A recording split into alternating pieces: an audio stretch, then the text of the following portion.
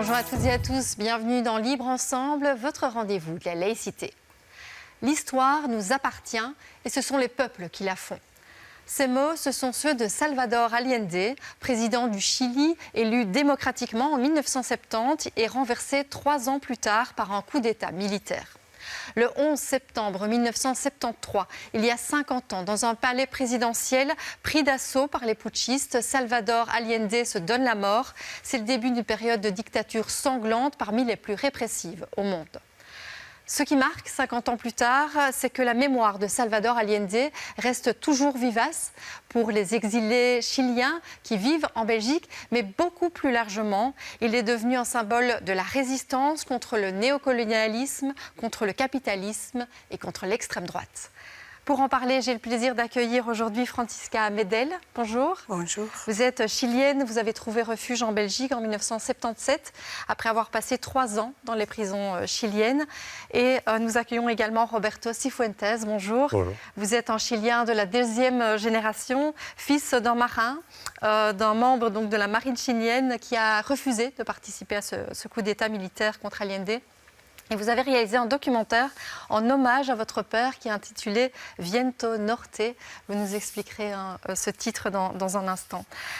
Alors, je veux également vous signaler que pendant qu'on discutera ensemble, vous verrez à l'écran des affiches qui ont été réalisées par la résistance chilienne à l'époque. Et donc, ce sont des affiches à voir dans une exposition qui a lieu encore quelques jours à l'ULB. Francisca Medel, vous étiez une jeune étudiante à l'époque où Salvador Allende est devenu président du Chili. Que représentait-il pour vous? Le Chili, maintenant? Le Salvador Allende. Salvador Allende, Qu'est-ce qu'il représentait à l'époque pour vous? C'était notre candidat. On devait le faire élire. On a travaillé pour. On a tout laissé tomber parce qu'il fallait... On était occupés à faire une révolution, donc les jeunes de mon âge à l'époque, 17-18 ans, on devait participer de cette épopée historique qui allait mener à une réussite. Hein. On a gagné les élections, pas par majorité absolue, mais on a gagné les élections et on a élu un président socialiste par les voies démocratiques pour la première fois dans le monde. Oui, donc c'est vrai, on dit souvent Salvador Allende, c'était vraiment le président socialiste qui avait été élu dans la légalité, qui était là vraiment sans révolution par les armes, par le sang. Et du coup, j'imagine quand le 11 septembre 1973, vous apprenez ce coup d'État, c'est quoi? C'est un coup de massue? Oui et non. Hein. La droite, l'extrême droite, le fascisme était déjà présent au Chili depuis longtemps. Et on savait qu'il y avait cette menace. Et on savait qu'Allende allait présenter un projet de nouvelle constitution le 12 septembre. Il allait présenter ça au Parlement. Donc il y avait un climat de sédition, de fascisme déjà très présent. Mais évidemment, ça a été un coup terrible pour le pays entier, pas uniquement pour les jeunes. La dictature a touché tout le monde. Ouais. Donc, mais peut-être d'autant plus pour des jeunes qui avaient mis beaucoup d'espoir dans ce président, dans cette unité populaire. Oui, tout à fait. C'était très, très douloureux, c'était triste. Mais en même temps, on devait sortir immédiatement parce qu'on devait résister. Donc la résistance au Chili s'est manifestée dès le 11 septembre par la sortie des femmes qui sont sorties donc, chercher ces prisonniers politiques nombreux que les militaires ont mis dans des endroits secrets, dans des stades. Et donc elles sont sorties, s'enchaîner partout au Chili. Ce n'est pas uniquement à Santiago, c'était partout dans le pays. Et donc la résistance a commencé ce jour-là. Et depuis lors, on résiste toujours. On résiste toujours. Et c'est vrai que cette résistance, vous étiez active dans cette résistance, ce qui vous a valu d'aller en prison. Ces années de prison, 3 ans de prison, de la torture, c'est quelque chose qui j'imagine, marque à vie. Ça marque à vie.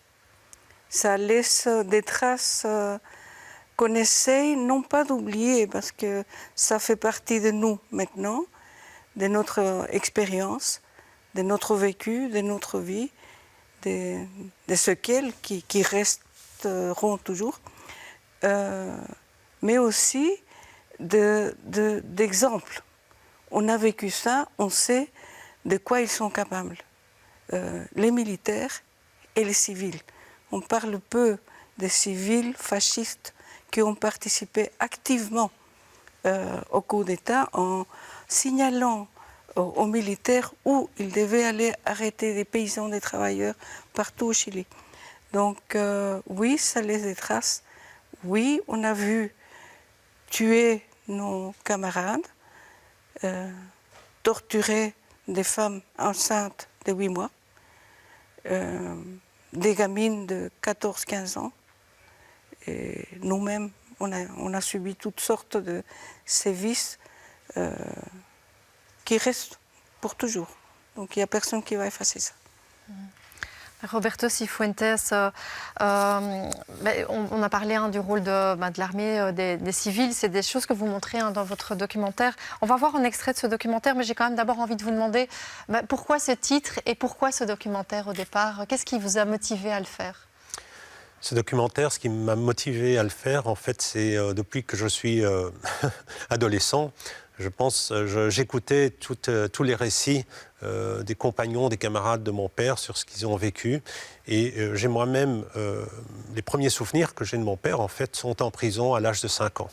Et donc, ça m'a marqué et je me suis dit qu'à un moment donné, j'allais faire un film pour raconter cette histoire parce que on parle beaucoup du coup d'État à partir du 11 septembre, mais pas suffisamment de ce qui s'est passé juste les mois précédents. Et mon père a été arrêté en août de 1973 parce qu'avec ses camarades, ils ont dénoncé le coup d'État à travers des parlementaires pour faire arriver le message à Allende. Et le titre de Viento Norte, ça fait référence à un vent du Nord qui est en fait un vent assez destructeur et qui provient justement des États-Unis. Pas le vent, mais en faisant référence à l'implication américaine. Que les États-Unis, et aujourd'hui c'est avéré, mais les États-Unis ont joué un vrai rôle dans cette révolution. Mais donc les États-Unis, et pas que, et on va le voir dans l'extrait tout de suite de votre documentaire, l'extrême droite a également joué un rôle. Et on va voir cet extrait et on commence avec notamment le témoignage de votre papa.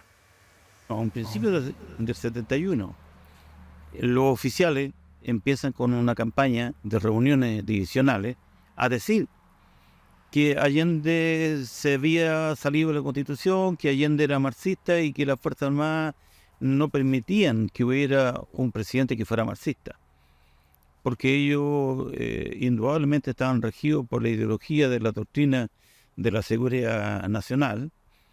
Por lo tanto, de los años 60 en adelante, todo lo que se hizo en la Fuerza Armada fue, digamos, la contrainsurgencia. Todo material de guerra, todo material era basado en cómo combatir al enemigo interno. En esa circunstancia, el año 71, un oficial en una reunión dijo que había que matar a todos los comunistas. Y un joven marino dijo: mi padre es comunista. Y el oficial dijo: hay que matarlo. Y yo ahí fui uno de los que quedé marcado para siempre. Y yo entré a los 16 o 17 años a la Armada y juré defender la Constitución y la ley, pero nunca juré yo matar a mi compañero, al padre de mi compañero. Matar a nuestros propios compatriotas, a nuestros propios chilenos. No interesa que ellos hayan sido comunistas o socialistas, ellos estaban luchando por también sus reivindicaciones sociales, para hacer grande el país de una forma. Yo personalmente, yo ya demostré antes del golpe de Estado mi posición y yo no habría aceptado, no habría cumplido jamás una orden de aniquilamiento de mi pueblo. Ya tenía el año 71 prácticamente todo preparado para el golpe de Estado. oficiales comprometidos, como decía anteriormente, con Patria y Libertad. A mí me contacta un par de oficiales de la Armada para poco antes del 26 de julio, cuando la Armada asesina al edecán naval de Allende, al comandante Araya, para preguntarme el estado interno del movimiento Patria y Libertad en lo operacional, porque ellos, y ahí me lo informaron, iban a iniciar el paro nacional del transporte, de camioneros, comercio, etcétera, para crear las condiciones objetivas del golpe de Estado. Y ahí nosotros, con la Armada, a solicitud de ellos, pusimos la mano de obra para cortar suministros de energía eléctrica, flujos de combustible y ciertos puentes de ferrocarriles para lograr el paro total del país e impedir que los efectos del paro, ¿cierto?, se neutralizaran con ferrocarriles del Estado. Alors, Roberto Cifuentes, on voit c'est vraiment un vrai rouleau compresseur qui s'est mis en marche contre Salvador Allende, contre cette unité populaire, avec la complicité de l'armée. Et on éjectait du coup ceux qui n'acceptaient pas d'entrer dans le rang, comme par exemple votre père, et aussi avec la complicité de l'extrême droite. Alors, quand on entend ça, j'imagine que pour vous, en tant que oui, fils d'exilés, qu'est-ce que ça vous fait déjà d'entendre, de réentendre comme ça votre père? Il y a beaucoup de choses qui se passent parce qu'en fait, là déjà, c'est une histoire, comme je vous disais, qui n'est pas racontée. Mon père, il est décédé et je pense qu'il a subi les conséquences de la torture, en fait, ont persisté durant toute sa vie, en fait. C'est pour ça qu'il est décédé relativement jeune. Et donc, l'écouter, c'est réaffirmer ce qui s'est passé, c'est réaffirmer la violence avec laquelle les forces armées sont intervenues et aussi, il faut le dire, en fait, c'était le gouvernement d'Allende, quelque part, lorsque j'entends mon père avec ce qu'il a vécu à la marine, c'était, comme disait Gabriel Garcia Marquez, c'était chronique d'une mort annoncée finalement, parce que dès le début, même durant les élections d'Allende déjà... Il y avait déjà eu des tentatives de coup d'État aussi avant, entre le moment des élections et le moment où il a pris Exactement. Où il est entré en fonction. Le commandant-chef des forces de l'armée avait été... tué, assassiné, pour justement dire que c'était la gauche qui a fait ça et empêcher qu'Allende arrive au pouvoir. Francisca Medel, je trouve qu'il y a quelque chose aussi de très actuel dans ce qui est dit là, parce qu'on voit le rôle joué par l'extrême droite, qui a joué qui a fait des campagnes de désinformation, qui a essayé de monter les gens contre le gouvernement d'Allende, et ça doit nous alerter, même aujourd'hui toujours, sur les dangers de cette extrême droite, que ce soit au Chili ou ici en Belgique, en Europe. Oui, bien sûr. L'extrême droite a une façon d'agir et vous pouvez voir ça en Europe, au Chili, au Brésil, et en Hongrie, et en Italie. Donc l'extrême droite est présente toujours. On a vécu la guerre ici, on a vécu une dictature au Chili, et vous voyez que l'extrême droite est là, les moyens financiers, et pas seulement les moyens financiers, mais avec ça, il contrôle la presse. Et cette presse-là, elle est au service de l'extrême droite au Chili.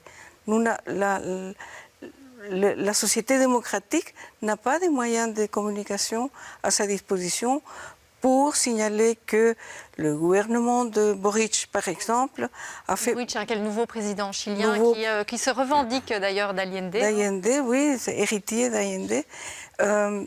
Donc il a fait beaucoup de son programme, mais il est arrêté par une corrélation de forces de laquelle on parlait tout à l'heure, qui est complètement défavorable à tout changement.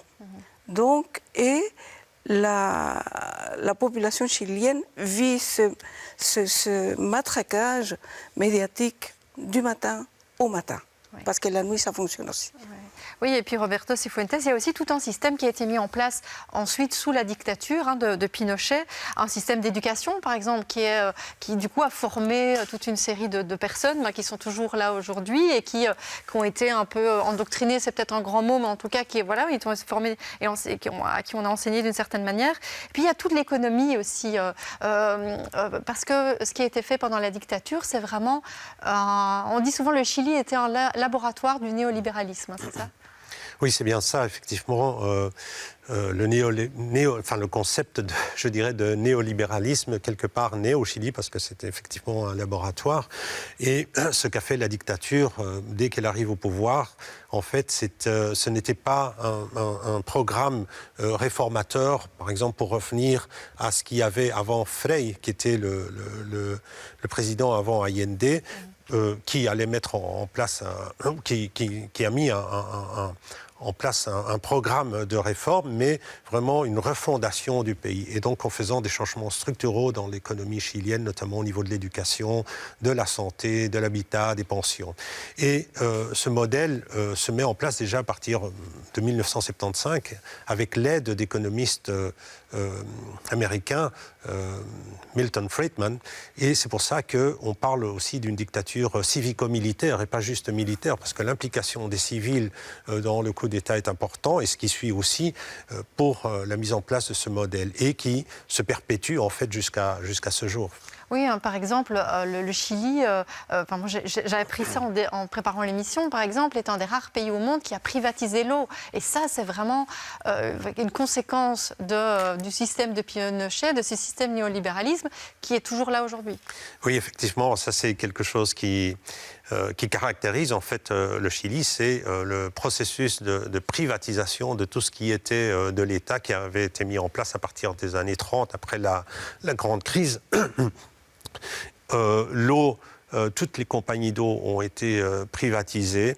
Elles appartenaient à une institution qui était de l'État, mais à fur et à mesure que les années ont passé durant les gouvernements démocratiques, ces compagnies d'eau ont été privatisées. Même pas Pinochet l'a privatisé parce qu'il considérait que ça allait être une mesure très impopulaire et qui allait jouer sur les élections du référendum qui s'est fait en 1990.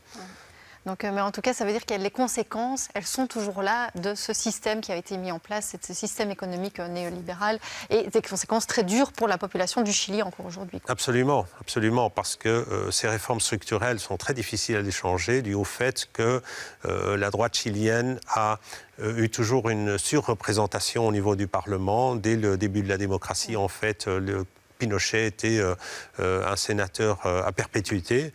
Les ex-commandants en chef de l'armée, dès qu'ils laissaient leur rôle de commandant en chef, étaient des sénateurs aussi qui participaient sans aucune élection populaire.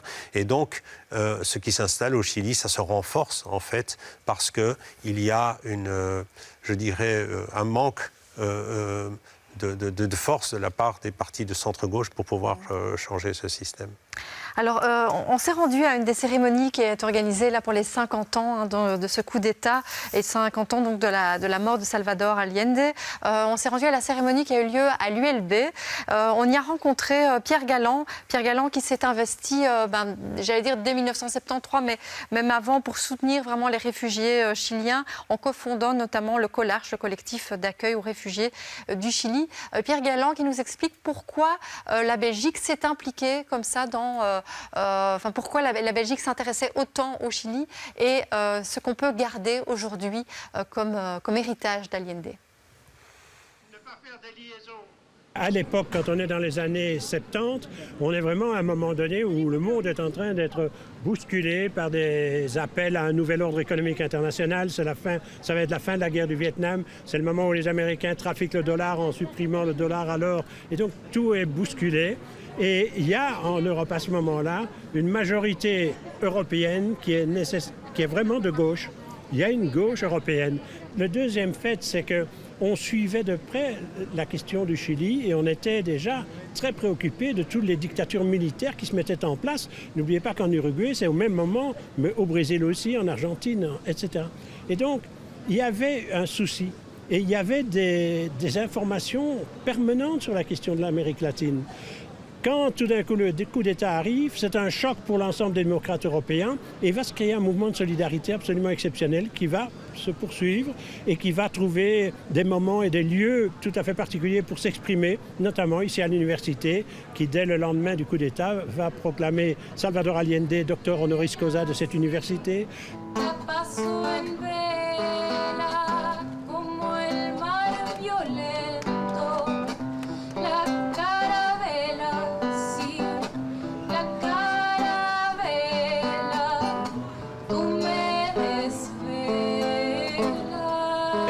C'est comme Nelson Mandela, ce sont des marqueurs historiques.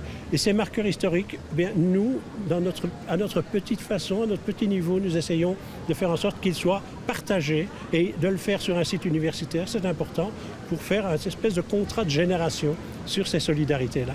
Et donc il y a une liaison complète qui est à faire en permanence entre cette volonté d'un peuple à ce moment-là de s'émanciper du colonialisme, de l'impérialisme et de ces grands propriétaires terriens, de ces grands détenteurs des finances qui sont les finances des Chiliens en fait, eh bien tout ça résonne aujourd'hui de manière tout à fait d'une actualité brûlante. De rappeler qu'il y a un espoir, qu'il y a des perspectives et qu'à un moment donné dans l'histoire, par exemple, les peuples coloniaux se sont émancipés et ont fait des routes à un moment donné que Mandela a conduit son gouvernement, son peuple, vers la fin de l'apartheid, comme Gandhi l'avait fait déjà en 1930 avec sa marche du sel pour conduire l'Inde vers l'indépendance.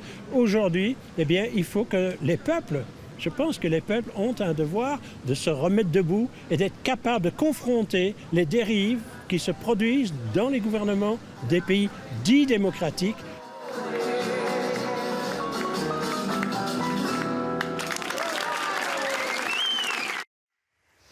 Francisca Medel, en fait, on le voit, faire vivre la mémoire d'Allende, c'est vraiment aussi montrer à quel point ces valeurs sont actuelles. Je sais que vous tenez par exemple une permanence dans cette exposition à l'ULB, vous avez rencontré des étudiants, ça les touche encore cette histoire, ça les interpelle? Oui, tout à fait. Tout à fait. Et c'est très gratifiant de voir que des jeunes belges et de toute nationalité, parce que l'ULB est cosmopolite, s'intéressent et ils posent des questions, et des questions très pertinentes. Et parfois, ils comparent ce qui est arrivé au Chili avec ce qui est arrivé en Afrique ou ailleurs.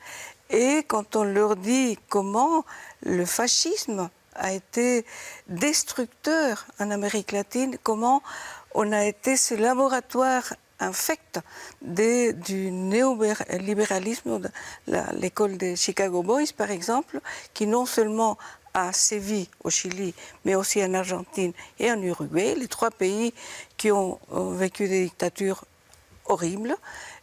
Quand on explique ça, ils disent « Ah oui, les Américains ont fait ça aussi en tel pays, en tel pays. » Donc, ils partent avec les brochures, ils prennent des photos et ils demandent qui était Allende.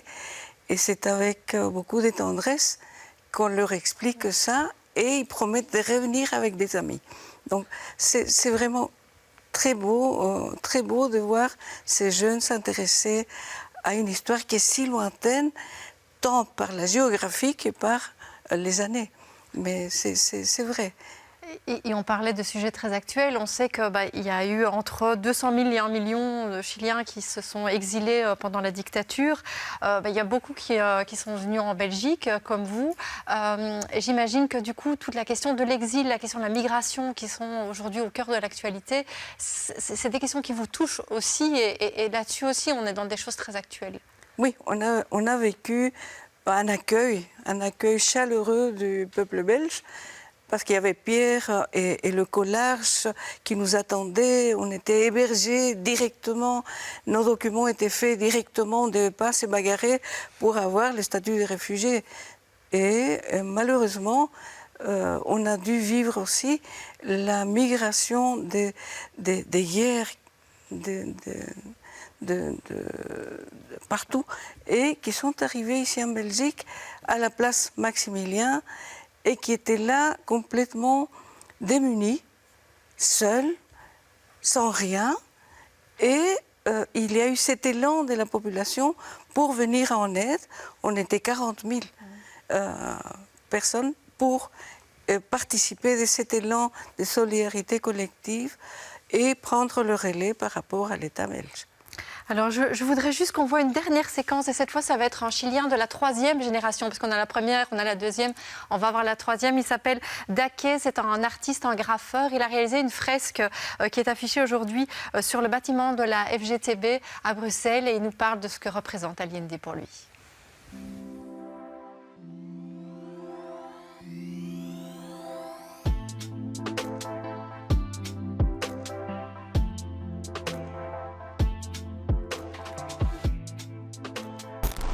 On est dans la 3e génération, je crois. Moi, je suis la 2e. Et on est tous traumatisés un peu avec le thème. Il y a eu beaucoup de violence. Et voilà. Maintenant, c'est traité un peu comme on traite les nazis ici en Europe. Et c'est vraiment important pour nous parce qu'il y a beaucoup de négationnistes là-bas. Et 50 ans après, c'est pas possible. Donc tout a été prouvé, il y a plein de preuves, de vidéos, de tout en vrai. Donc c'est pas possible de nier l'histoire.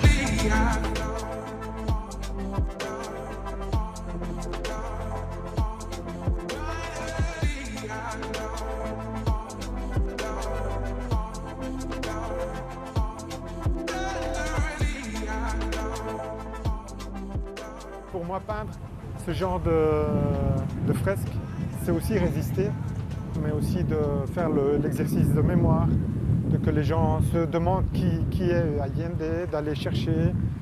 Et je suis trop content de ça parce que les gens s'intéressent, il y a beaucoup de gens qui s'intéressent, me demandent c'est qui. En fait, lui, le gars qui est à côté de lui, c'est Victor Jara, par exemple, ça représente Victor Jara. Un gros musicien, un énorme musicien chilien qui a été tué le 73 aussi. Lui, c'était un chanteur populaire, hyper connu, et il était à côté d'Allende, comme beaucoup d'artistes, et il est mort à cause de ça.